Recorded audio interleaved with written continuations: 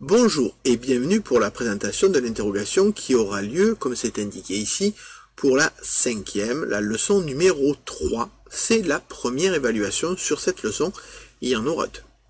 Donc vous le voyez, comme d'habitude, une partie leçon et une partie exercice, chacune sur 20 points. Alors commençons par la partie leçon. Donc donner les définitions de ressources, exploitation et manifestation sur 6 points. Oui, il n'y a que 3 définitions cette fois. Expliquer où sont prises les ressources et pourquoi les êtres humains vont les exploiter, 4 points. Bien évidemment, vous baserez sur les exemples que nous avons vus en classe, à savoir à quel endroit on prend des ressources, quelles ressources et pourquoi on les prend. En utilisant l'exemple du sable qui a été fait en cours, expliquer comment une ressource géologique se forme grâce à l'activité de la Terre. Oui, il faut dire comment elle se forme et comment c'est lié à l'activité de la Terre. Je rappelle l'activité de la Terre, chose que vous avez déjà vue, comme une activité externe, comme la pluie, le vent, etc. Et enfin, question 4, expliquer comment se forme une roche et ce qu'elle devient à cause de l'érosion. Oui, on pourrait quasiment faire un cycle des roches, depuis leur érosion jusqu'à leur formation. Donc l'idée, c'est de reprendre sur ce que nous avons dit en cours pour expliquer comment une roche sédimentaire va se former. Donc vous avez là la partie leçon. Toutes les réponses sont donc dans votre cours. Passons maintenant à la partie exercice. Il y a 3 exercices à faire. Premier exercice sur les cheminées de fée. Vous avez ici une photographie d'une cheminée de fée dans le Puy-de-Dôme. Certaines régions françaises, Puy-de-Dôme ou Alpes par exemple, on peut apercevoir des structures géologiques particulières, les cheminées de fée. On imaginait qu'elles étaient le haut d'une cheminée d'une maison souterraine des fées, d'où leur nom. En fait, ces structures sont faites d'une roche très dure, comme une roche volcanique, qui surplombe une colonne de roches plus tendres.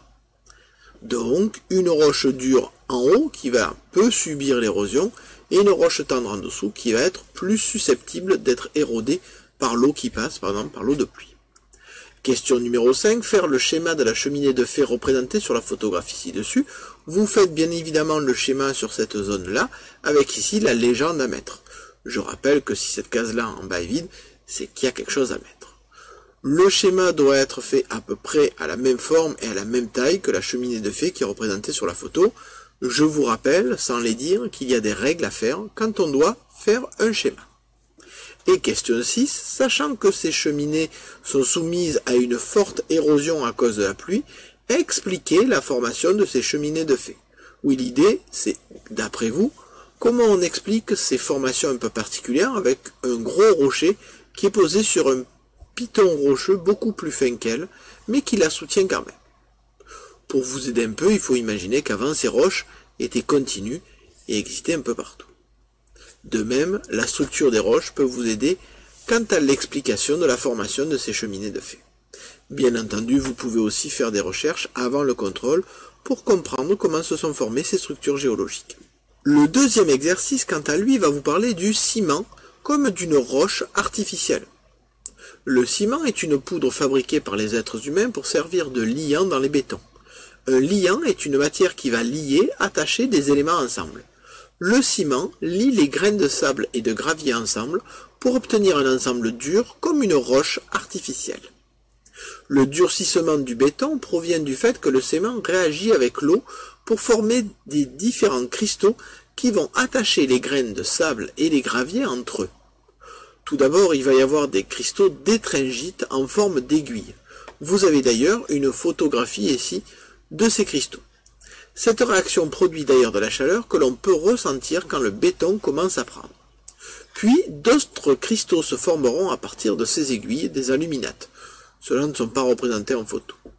Enfin, le reste des composants du ciment formera 2 choses, des cristaux de portlandite sous forme d'hexagone à 6 côtés, c'est ce que vous avez en photographie ici, et des CSH, silicates de calcium hydraté, qui sont enchevêtrés les uns dans les autres. Je rappelle qu'enchevêtrés, ça veut dire qu'ils sont emmêlés très fortement, et finalement ils ne peuvent pas se défaire les uns des autres. Ces CSH finiront par boucher tous les trous du ciment et lui confèrent sa dureté et son imperméabilité. Question 7. Faire un schéma pour montrer les différentes étapes de la solidification du ciment.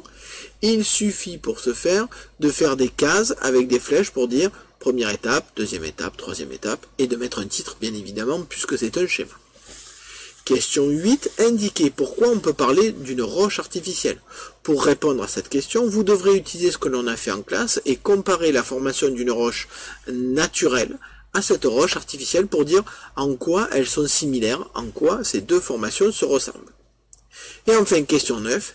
Expliquez pourquoi un béton sans gravier est moins résistant qu'un béton avec du gravier. Effectivement, si vous mettez plus de ciment et moins de gravier, vous obtiendrez un béton qui sera moins résistant. À vous d'expliquer pourquoi à partir de ce texte qui vous montre comment on obtient la solidité du béton. Relisez bien, toutes les informations sont dans le document. Après, il vous faudra réfléchir et formuler des hypothèses pour répondre à cette question. L'exercice numéro 3, quant à lui, le dernier exercice de l'autre côté de la page, concerne un minerai, la bauxite. La bauxite, document 1, est le minerai qui permet d'avoir l'alumine, qui permet à son tour de produire de l'aluminium. Le procédé de fabrication de l'aluminium à partir de la bauxite est présenté dans le document 2. Une des zones où de la bauxite était exploitée depuis 1890, puis était transformée est Gardanne, à 10 minutes d'Aix-en-Provence. Le document 3 présente une photographie aérienne de la zone de stockage des déchets liés à la fabrication de l'aluminium. Le document 4, la photographie d'une façade et d'un trottoir de la ville. Donc reprenons ces différents documents. Le document 1 vous montre ce minerai, la bauxite, tel qu'on peut le voir. Il faut imaginer que là ça fait à peu près 1 cm. Donc vous voyez que c'est un minerai de couleur orange qui contient différents éléments à l'intérieur. Le document 2 vous montre comment on passe de la bauxite à l'aluminium. Vous voyez qu'il y a différentes étapes, comme notamment un broyage qui va le transformer en cailloux plus petits et surtout en fine poussière. Ensuite, on va chauffer et agiter ces différents éléments broyés, donc cette poussière de bauxite, qui elle aussi était orange, bien évidemment. Ensuite, ça va aller dans un séparateur et être chauffé pour être transformé en alumine.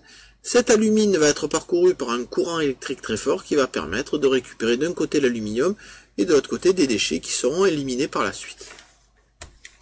Le document 3 vous présente la zone où on posait les déchets de la bauxite, cette poussière orange, de même que l'usine qui est ici, et vous voyez les quartiers qui sont autour qui ont une couleur assez particulière d'ailleurs. Et en parlant de couleur, vous avez le document 4 qui vous montre à l'intérieur du centre-ville de Gardanne un trottoir qui normalement est gris, je le rappelle, et une façade qui, elle, avait été fabriquée en blanc, de même qu'un portail de garage qui était gris au départ. Donc la seule question est, à l'aide d'une méthode Pouek, donc je le rappelle, 4 paragraphes, expliquez pourquoi il était dangereux pour les poumons de vivre à Gardanne à l'époque où la bauxite était encore transformée en aluminium dans cette ville pour 6 points. Vous avez donc la présentation à faire, les 4 documents à présenter, une observation, c'est-à-dire qu'est-ce que vous voyez sur ces différents documents qui vous apportent une information pertinente, comme la couleur ou le fait que la bauxite était broyée en poussière.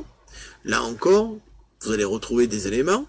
Et enfin, une explication pour mettre tous ces éléments ensemble qui vous permettent de dire en quoi ça pourrait être dangereux pour des poumons. Et enfin, une conclusion pour répondre à la question, c'était dangereux parce qu'il y avait ça.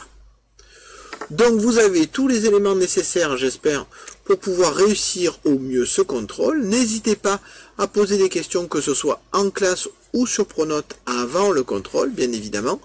Je vous souhaite maintenant beaucoup de travail et beaucoup de réussite.